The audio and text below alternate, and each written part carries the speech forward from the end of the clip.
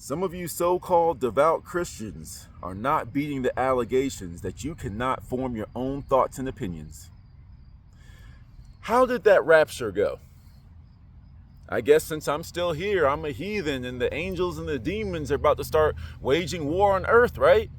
One guy said that the rapture is coming on this particular date, even though the Bible that y'all love to throw at people says that you won't know when it's happening.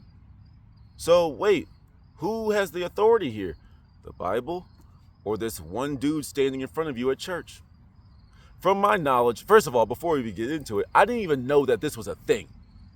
I just noticed when I was doing my research on like consumer law stuff that in the YouTube recommendations in my feed, I just kept seeing, oh, there was no rapture today. The rapture. Oh, did y'all get raptured? I'm like, did something happen? And then I woke up the following morning and then like I saw like a news report about it. And apparently it was just like some South African preacher was saying that the rapture is going to happen on this particular date. And then nothing happened because we are just men, and by men I mean like we are people, male, female, whatever. But you're all in the umbrella of man. So we are man, therefore imperfect. Why are you going to another imperfect person for guidance? Now, yes, when they are they're divinely led, and this is their calling, sure. But one of the questions I have to ask some of you devout Christians that bought this bait: does this not make you question who you follow? Now, I understand, like, whenever I make these videos, like, Christians start to be feeling attacked, so I'm going to use the spiritual perspective. There have been some, what I used to refer to as the spiritual bigwigs, some of the more popular spiritual content creators out there, that I used to follow them. And they used to say a lot of great stuff, and, all this energy stuff, all this frequency stuff, all this extraterrestrial stuff, and amazing information. But what always makes me, like, what raises my antennas is when they make a bold claim. The tarot cards, my meditation, my conversations with my guides, my conversation with insert name for God here. They spoke to me directly and they told me that this hip hop artist is going to have a public death. See, my tarot cards, I picked up a 5 of swords. I'm just making that up. I don't know nothing about tarot. But nevertheless, I've seen these tarot readers, and actually that's who I got that example from, said that there's this particular rapper is going to die. So whenever you make a big claim like that, a specific claim like that, there's general information, but then there's specific claims. And when you make a specific claim, okay, if you're right, I'm going to rock with you. If you're not, I'm going to start side-eyeing you a little bit. You see?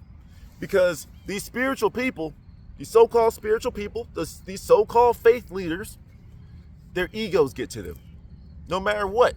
When you're just a guy yapping and no one subscribes to you, no one's showing up to your church, no one's paying to hear you speak, you're still humble and you're modest. When your church, when your following starts to grow and grow and grow, sure, you still might have a particular message, but you can't help but realize you're getting a little bit more attention, so you get a little bit more performative. Then you get a little bit too big for your britches, and then all of a sudden you're making bold claims because you feel like you that dude, that you feeling like you that chick, and then you start to make some awfully specific claims. Whenever people do this, I don't care where you're from, whether you're a scientist, doctor, lawyer, spiritualist, religious leader, whatever.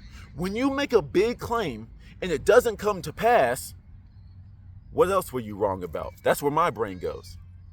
And you see, I get it. Some of you are devout Christians, you're devout Muslim, you're devout whatever.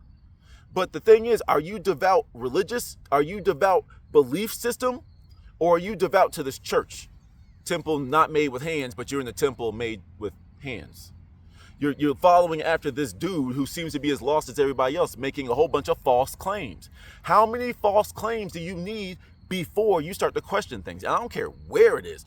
Religious bodies, spiritual people, school, the government, whatever. How many false claims need to be made before you start to question things? And then how many of you are brave enough to go into these rabbit holes and really get into the weeds of where some of the ideologies came from? A lot of you won't. A lot of you don't read. A lot of you don't think for yourselves. And I'm talking about just generally. But with this rapture thing, it goes back into my argument. A lot of y'all just believe stuff because it was given to you. You put no thought into it. You never ask where these beliefs, where these practices, where these doctrines, rules, laws, codes, where any of them came from.